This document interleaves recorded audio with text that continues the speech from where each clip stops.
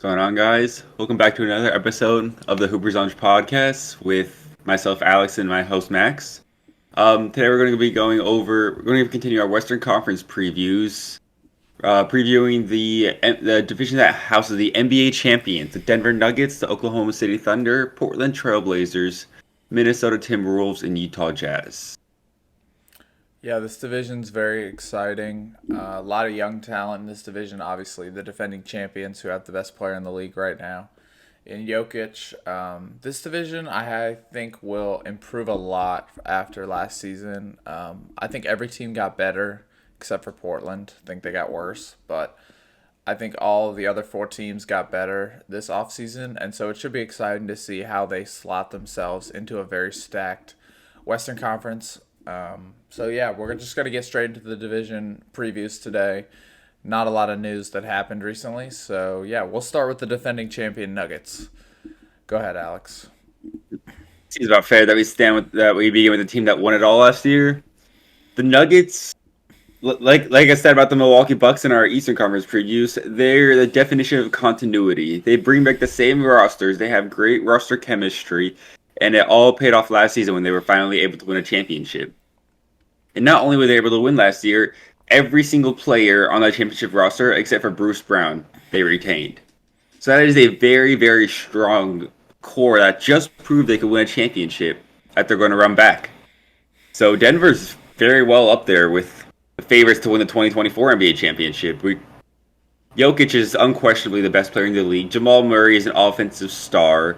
Michael Never Swing the Rock Porter Jr. can get hot and make a couple shots, but he'll never string the rock. You know, he'll go 20 points, 5 rebounds, and 0 assists. And Yeah, sometimes that's what Denver needs. Sometimes they just need that offensive boost to get them going. yeah. But I have written down with that here. big three, Yeah, it's gonna be very good to see. Very yeah. I fun to have see. written down here that I expect them to compete for the top four. Even if they fall a little bit Four? outside the You think they're top gonna two. fall? I'm not. I don't know if they will, but I'm saying the West is so good that I could see Denver, being third or maybe even fourth in the Western Conference and still making a run in the playoffs. I don't. Who would you have winning more games in Denver?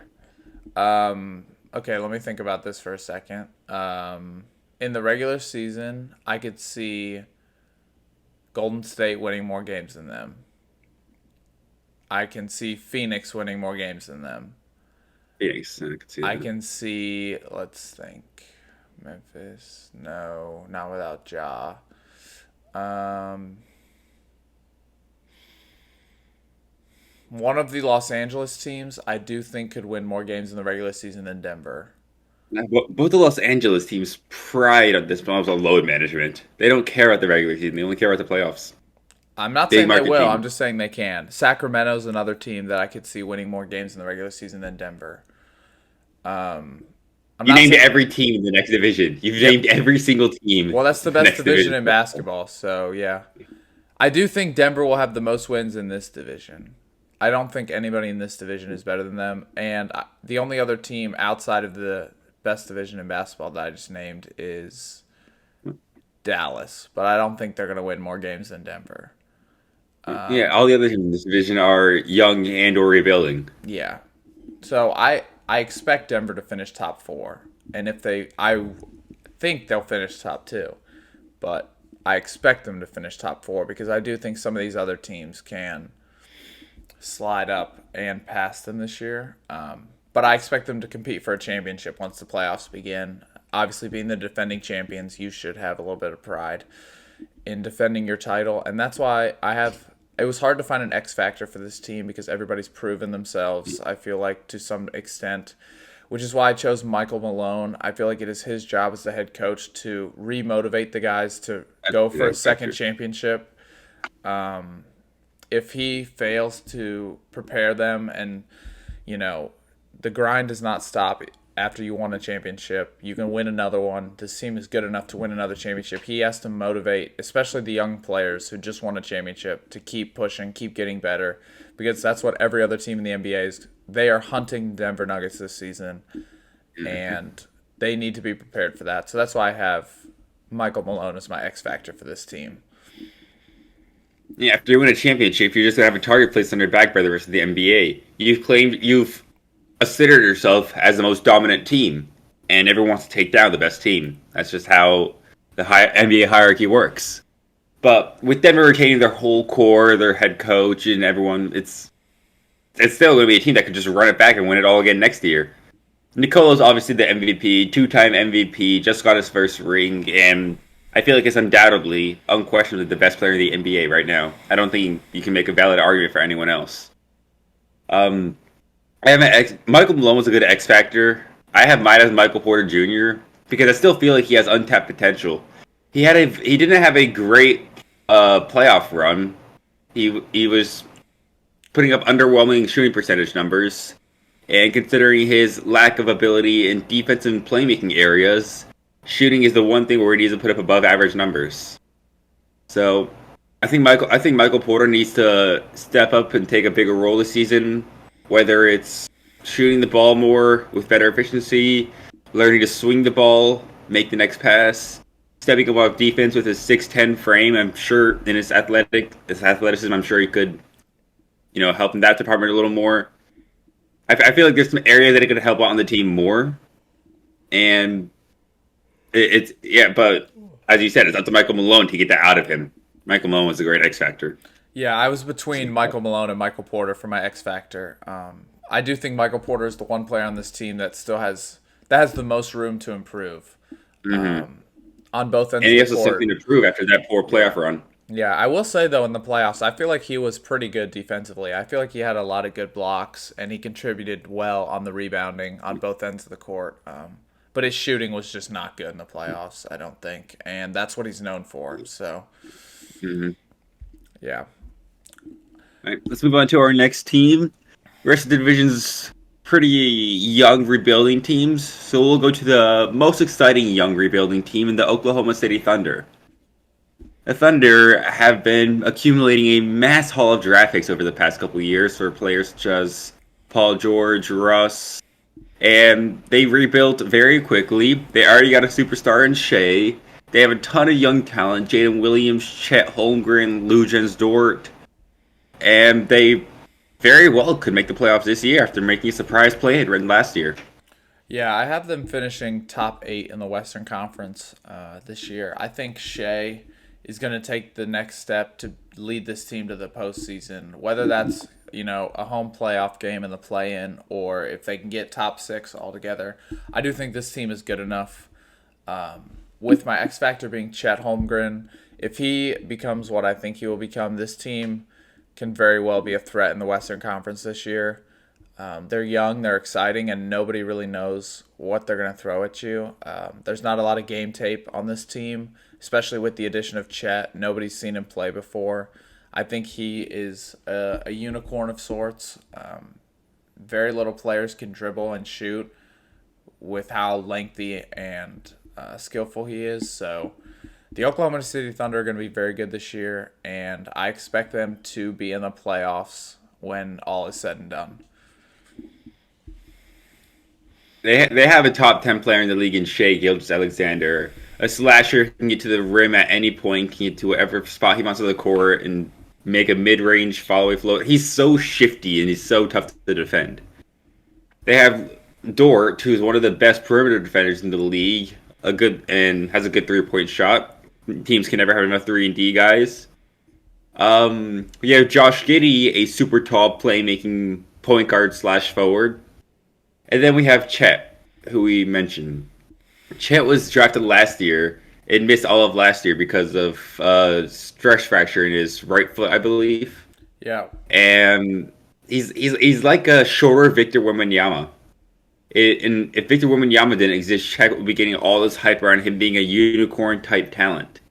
But because we have a 7'5" unicorn, we're obviously going to be talking about that more than a 7'2" unicorn. But Chet it does have the ability to handle the ball at his height, his ability to stretch the floor at his height, to defend the paint at his height, to rebound. And that's something that Oklahoma didn't have last year. Paint protection. And that aspect that Chet yeah, brings to this team is definitely going to help it. I don't know if they're ready to contend in the West this year. This is a very young team who, with absolutely no playoff experience, save that one playing game. So I think they're going to need to make a couple runs, get adjusted to the different environment, the feel of the playoffs before we can call them a contender. But I think they're going to have to give a team a scare in the first round, I think and they're only going to keep getting better. one of the teams that I think they could definitely compete with is the Sacramento Kings. If they match up Hmm. with the Kings in the first round, I think both teams with limited experience. I think Shea would be the best player in that series, and I don't think it's close. Hmm. If they match up with the Sacramento Kings, I would not be surprised if they won that series in 6 or 7 games. I also think Or another, even Memphis. yeah, I feel like they could be Memphis. I'm not sure about Memphis. Has a lot of postseason experience with that core. The last couple years, they've been in it every year. They've won playoff series. Memphis, depending on how their chemistry is, we mentioned last episode. Another team I think they'd match up really well with is the Clippers. A slow, old team could get caught in a track meet with a young, skillful team. So that's another trap series. I could see the Thunder being able to maybe win this year. Everybody else, I think it'd be a stretch. I don't think they could beat Denver. Don't think they could beat Golden State. Don't think they could beat the Lakers. Don't think they could beat Dallas in a 7 game series. But those three teams, I think if they match up with any one of them in the first round, it would be a very entertaining series, and they could, move on to the second round. And once you're there, like anybody, it's anybody's game at that point. I feel like just making through the first round, getting competitive will be a win for Oklahoma City this year if they're able to do that. Yeah, After a faster than expected rebuilding year and still having 20 draft picks for the next 10 years, I mean, they're set up very, very well. yeah. And you mentioned Chet's rim protection. I want to say this before we move on to the next team. Chet Holmgren is going to be a very good defender in the NBA.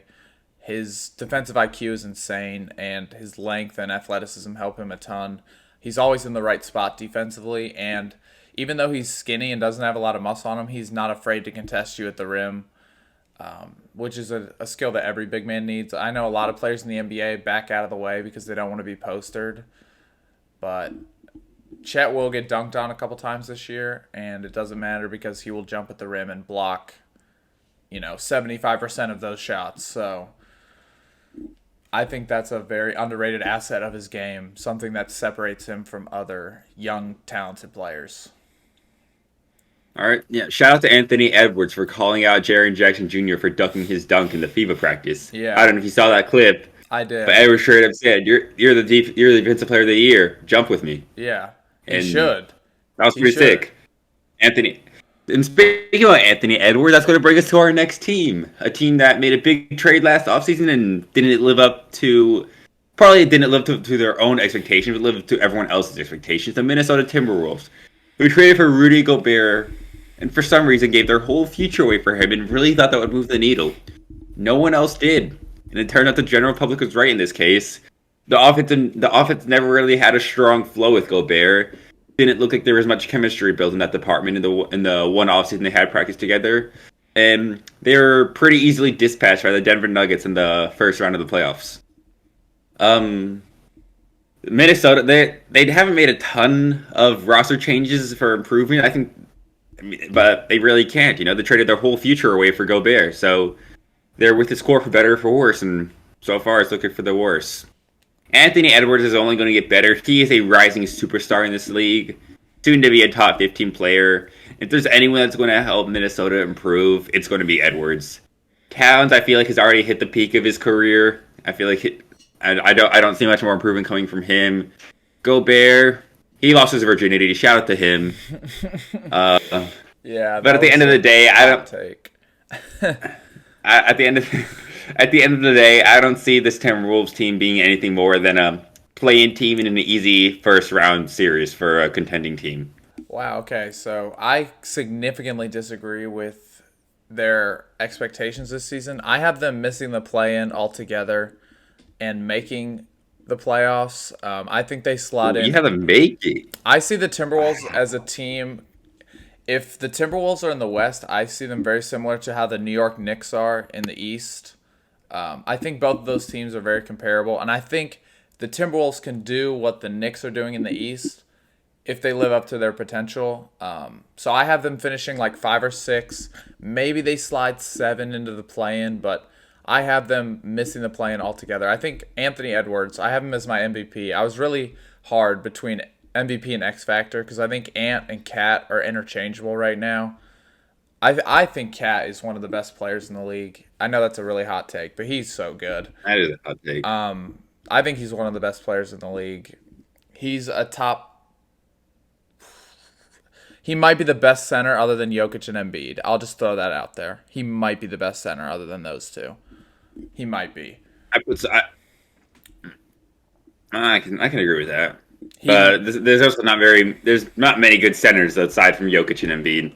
I There's would. Sabonis, and it's pretty much between Towns and Sabonis for the third spot. I think. And Yeah. Sabonis did get the All NBA spot this year.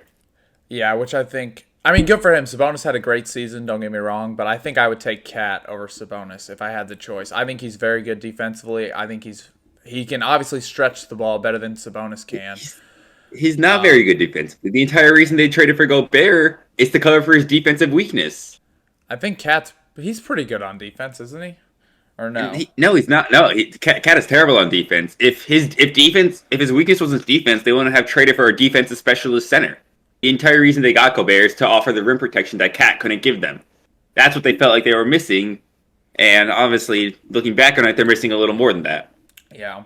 Okay. Well, I still think his offensive game carries. If his defensive game is lacking, I don't watch many Timberwolves games, but His offensive game is strong, but after he called himself the best shooting big man of all time, yeah, which screw you, Cat. You're not the best shooting big man of all time. well, he's Give not. give it to But Dirk. it's definitely Dirk. Give it to But Dirk. anyway, he's the best shooting big man.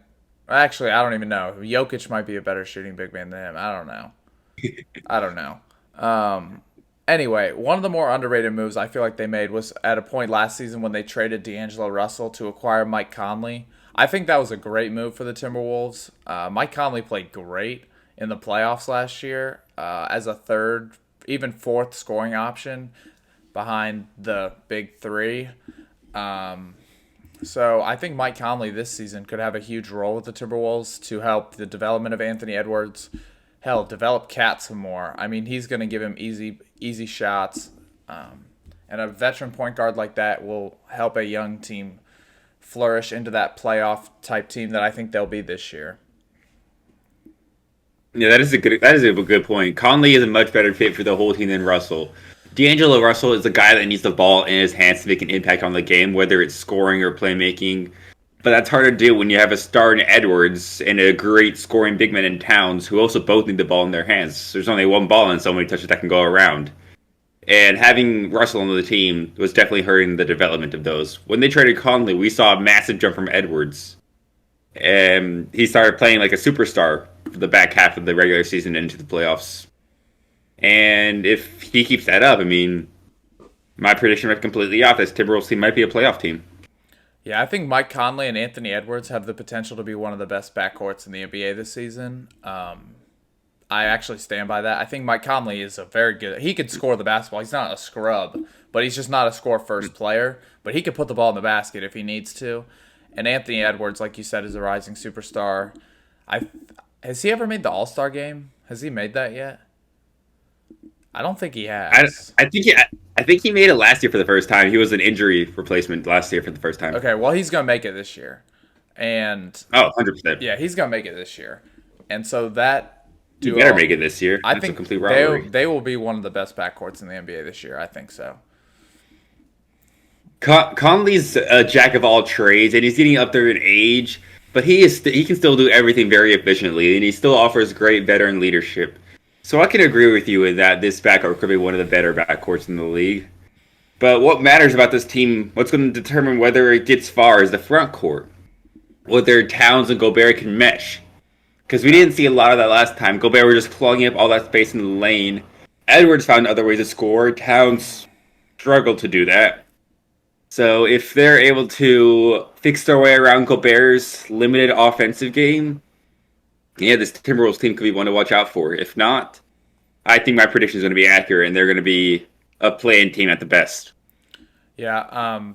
in my opinion, if Rudy Gobert wasn't as tall as he was, he'd be working at your local McDonald's. So Hmm. he has no skill whatsoever other than he can jump and block shots. That's about it. I mean, he I don't even think he's a good rebounder. He's just tall. Like people get rebounds He's on him better all the volleyball than he is time. basketball. Yeah, he just smacks the ball off the backboard to get his own rebounds. It's not fun to watch. I don't think he's a good fit for this team, and what they gave up to get him is something I will never understand.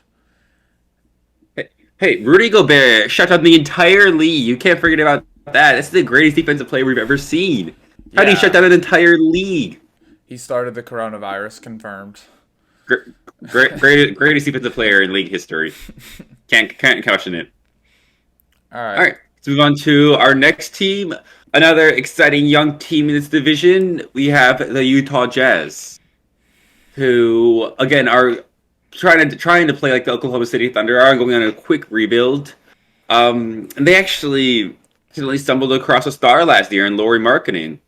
Another Rudy Gobert like player for very cheap in Walker Kessler. Yeah, after Yeah. the draft of Keontae George, I feel like, I mean, Utah again could sneak into the playing team as a very young, quick rebuilding team, and there's a lot of those teams in this division. So there's only a limited number of spots, so there's going to be a lot of grappling within this division for those playing spots. Yeah, I agree. Utah, I have them competing for the play-in. I think they can make it this year as a team like the Thunder last year that made it and didn't make the playoffs. I see that's where Utah could make it with teams below them. Like I think they're going to be better than Houston. They're going to be better than Portland. They're going to be probably better than the Spurs. That's an iffy one, but I mean that's already three teams that slots you into the top 12 in the Western Conference. You just beat out a couple more teams that have bad injuries or bad chemistry, and you're in the play-in. So I do think Utah's going to be very good this year. Laurie Markkinen, I obviously have as the MVP. Congrats to him for being an all-star starter last year, even though that's just not right. And most improved. Yeah, most improved player in the league. Good for him. I have him as the MVP. He's going to be very good this year. For my X Factor, I have Walker Kessler, who we were just talking about Rudy Gobert. Walker Kessler is Rudy Gobert, but he's got a little bit of skill on him. I actually really like Walker Kessler. I think he's a very good center in the And league. he's cheap. Yeah, He's cheap. That is why he's so much more valuable than Rudy Gobert is right I now. really like Walker Kessler. I think he's going to be a fantastic big man in the NBA. He's going to be the perfect, like in a shoot first, guard first league. Every team needs a guy like Walker Kessler that can just clean up the mess in the paint and finish inside. And he's cheap, like you mentioned. I love Walker Kessler. I think he's gonna be good. I think he could win Most Improved this year if he develops. If he gets the ball enough, he can win Most Improved this year. I think. Yeah, he's gonna be very good, and that's why I have him as the X factor. It was between him and Jordan Clarkson, but I don't think Clarkson can get much better than he is right now, which is a spark plug, scoring option either off the bench or in the starting five for Utah. But yeah, that's why I went with Walker Kessler. I just really like his game, and I think he fits much better with Utah than Rudy Gobert did. Yeah, the Jazz really traded Rudy Gobert for the Timberwolves' entire future and another Rudy Gobert, which I find absurd. Danny Ainge really pulled off the fleece of the century, and I feel like this trade is going to go down as one of the most lopsided trades in NBA history. I don't think. I think the Jazz. I think the Timberwolves overpaid for Gobert and then some. They paid way more than he was worth, and I'm sure Danny Ainge thought it was a prank when the Timberwolves picked up that phone and offered that for Rudy Gobert. But Walker Kessler is someone that's going to develop very nice with this team, and with that, Utah has a very strong front court with the most improved player, dynamic scoring option on one side, and Laurie Markkinen. He could improve on the defensive side and the playmaking side, but he's still a young player. I don't even think he's 25 yet. So he still has No. a lot of room to get better, a lot of room to improve. And Kessler is basically Rudy Gobert Jr. Defended the paint at a very high level in his rookie season, which is very impressive. So we're going to see if he can take any sort of jump offensively going into his sophomore year. And if so, they got a better Rudy Gobert, which that'll be huge for the Jazz. My MVP I have is obviously Laurie Markkinen. My X factor I have is Keontae George because I think he is the latest pick that can make a run for Rookie of the Year. Keontae George is a bucket. He is a walking bucket. You can put him anywhere on the court, he will get buckets on you. You want him to score? You want him to drop threes? He'll drop threes. You want him to slash? He'll slash. He can do anything on that court. And I could see him putting up 20 points a game, being his second option to Lauri Markkanen. And if so, if he can do that 20 points a game on efficient numbers, I think that's this Utah team needs to get into the play-in. Yeah, a theme on this podcast has been us talking about older guys mentoring young guys, and I think Keontae George, who better to look up to than Jordan Clarkson? They're literally almost identical players. Clarkson can score at all three levels. If you need a bucket, he can create his own shot. He can catch and shoot if somebody else sets him up. I think Keontae George, I wouldn't be surprised if he gets the starting spot this season so that Clarkson can come off the bench in his normal six-man role. I would not be surprised about that at all. Yeah, Keontae George is a walking bucket. I think he will be the third option this season, though. I don't think he's going to be better than Jordan Clarkson just yet in terms of scoring the basketball, but he's going to be a fantastic third option. And when he develops, he'll be a fantastic, maybe number one option, because I don't know how long Lauri Markkanen's going to keep up this number one option, keep up this amount of skill. So. Yeah, I think he needs to develop some sort of play. Laurie needs to develop some sort of playmaking ability in order to keep it the number one option. He didn't even average 2 assists a game last year. And not being able to move the ball like that is something that's going to slow down the offense when you get more mouths to feed and the team's hungrier. But, right now it's just kind of Laurie's team. So I think they're okay with just giving them the ball right now. Like, what they have right now is fine. Because, it works. They're rebuilding. When they get other stars on this team to pair with Laurie, he's going to need to figure out how to share the ball with them. Yeah, I agree. Okay, All right, well, let's move on to our final team in this division. This is the team that might have the biggest loss in the division soon to come with their superstar requesting a trade. They got the Portland Trailblazers. Their loyal superstar, who they love for years, finally requested a trade out of Portland, which he should have done years ago, but he finally did. And without Dame, this is a Portland team that's obviously going to be going to a rebuild. They have a ton of young guard talent. Anthony Simons, Shaden Sharp, the number 3 pick in this draft, Scoot Henderson, and one of those 3 guards I feel like is going to be a star. I don't know who, but one of those 3 will develop into a star. Yeah, I definitely think it's going to be Scoot. He has the best all-around game out of all 3 of those guys that you mentioned, and I think he has the biggest name, the biggest headline, so I think the Trailblazers are going to try and get him the ball as much as possible in the first couple years of his career to sell tickets, sell jerseys, that kind of stuff.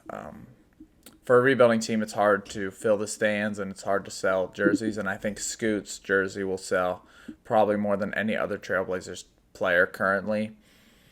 My MVP is not Scoot, however. It is Jeremy Grant. I think for one reason and one reason only, I think he's the best player on the team. That's pretty much it. It was between him and Nurkic, but I just don't think Nurkic is that good, so I gave it to Jeremy Grant, which is sad because if he's the best player this season for the Trailblazers, they're not going to win more than 25 games. So I have them competing for the number 1 overall pick. I think they'll be one of the worst teams in the Western Conference. And if they trade Damian Lillard, I would be shocked if they made the play-in.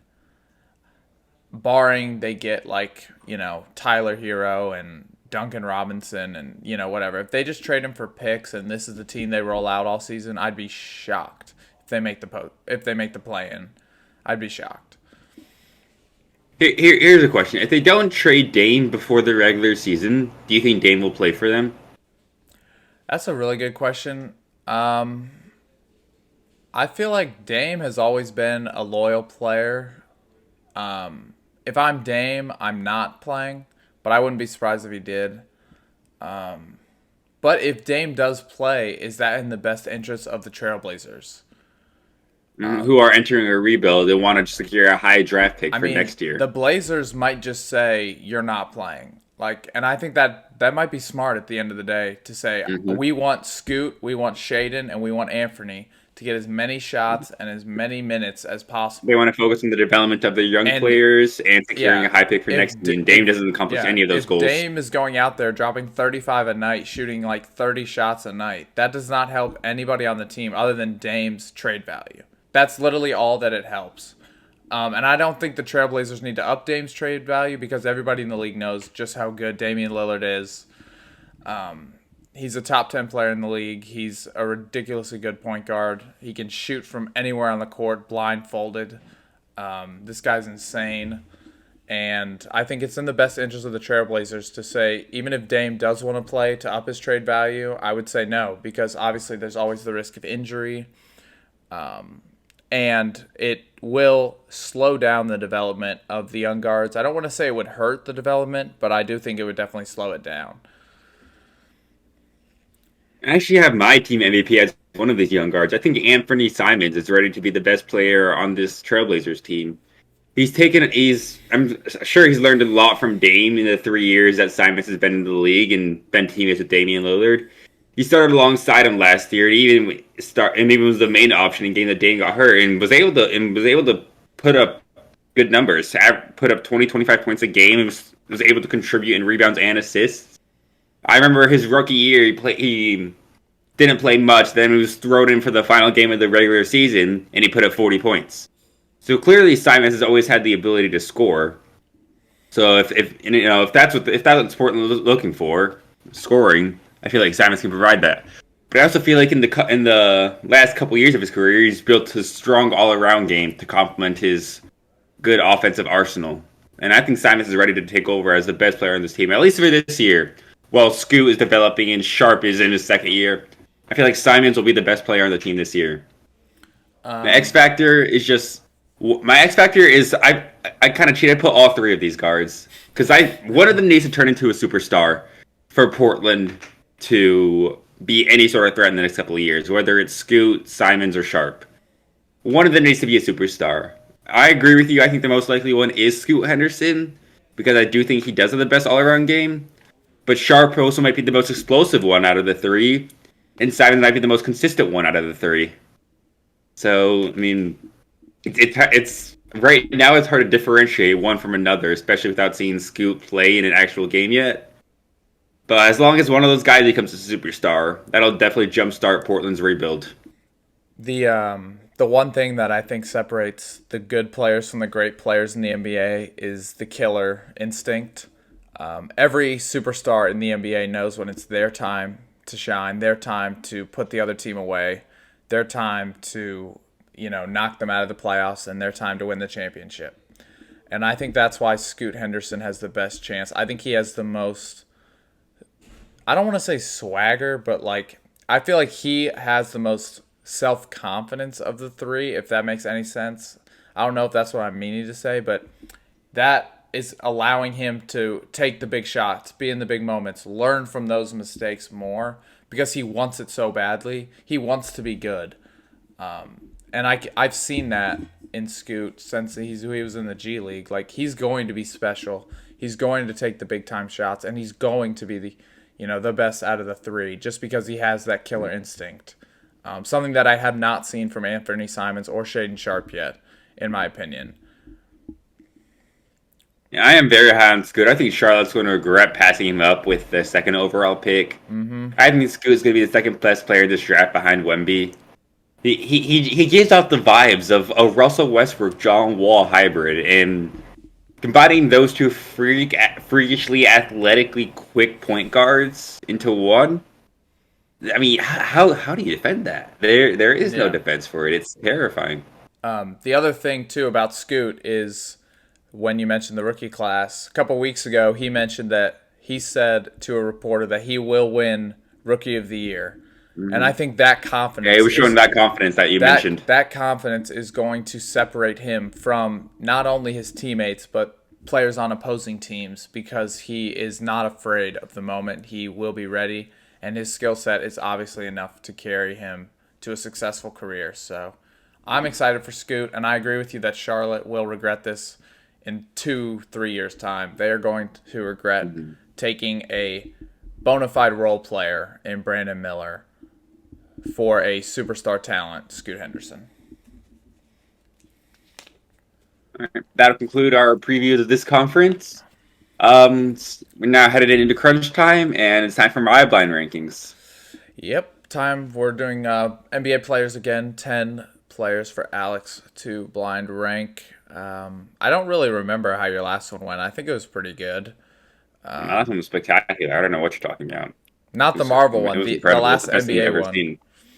The last Yeah, NBA one. spectacular. Okay. Incredible. All right. Well, Ye- then hopefully you. I got a lot to live up to. Yeah, hopefully you do the same here. But yeah. Okay, let's get right into it. Number 1, Aaron Gordon. Aaron Gordon, good role player for the Denver Nuggets. Also a consistent starter throughout his career. I am borderline all-star this year. I'm actually going to put him at 4. I don't think I'm going to get more than 4 all-stars in this list. And Aaron Gordon was a borderline one last year. Okay. So I'm going to put Aaron Gordon at 4. All right. Number 2, Kyle Guy. Kyle Guy. He played for Virginia in college, right? Yep, and he plays for Sacramento. Does he play for Sacramento or does he play for the G League team? I think both. 10. That's interesting. Okay. Buddy won a national championship. Just throw him in at 10. We're talking NBA blind rankings, not college blind rankings. You're right. I don't care what you think. College. Get out of here. Number 3, Josh Hart. Josh Hart, part of the Villanova Knicks. I wonder if he's going to start for the team, or they're going to bring him off the. I think they bring him off the bench. I'm going to put him at 6. I feel like I'm going to get some players that are worse than Josh Hart. All right. I think that was a good place to put him. Number 4, Tyler Johnson. Is he still in the league? Yep, he plays for Brooklyn. The only thing I remember Tyler Johnson is he got that absurd contract because he was part of the Heat development team. Yep. He got that absurd contract from another team. Yeah. 9. 9. Okay. I like that too. Honestly, don't know if he or Kyle Guy deserve the 10th slot, but number 5, Skylar Mays. At least Tyler Johnson got paid. Kyle Guy hasn't gotten paid yet. Yeah. Tyler Johnson got a bag. Skylar Mays, he's on the Hawks. He backs up Trae Young. He played in LSU in college, but he hasn't really done too much in the NBA.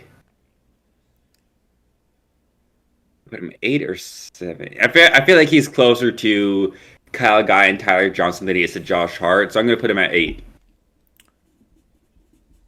Okay. Halfway through, you have 1, 2, 3, 5, and 7. So hopefully this is a little top heavy. All-stars.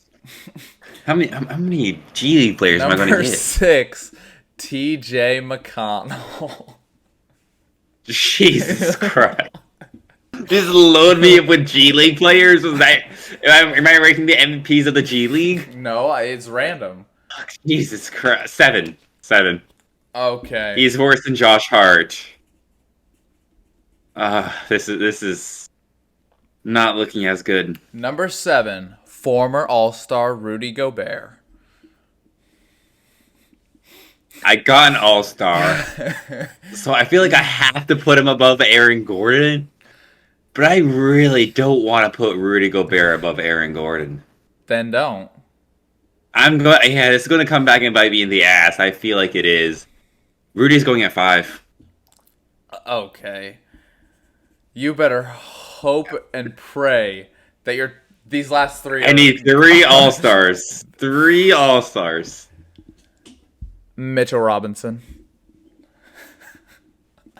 Okay, I'll take Mitchell Robinson over Rudy Gobert right now. So you know what? I see that as a win. Put him at 3. That's a win. That's okay. It could have been worse. Okay. Number 9, Precious Achua.